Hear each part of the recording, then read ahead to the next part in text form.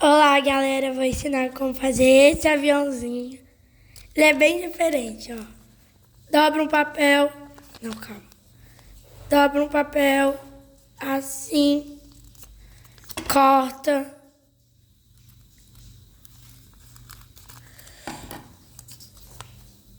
Faz assim.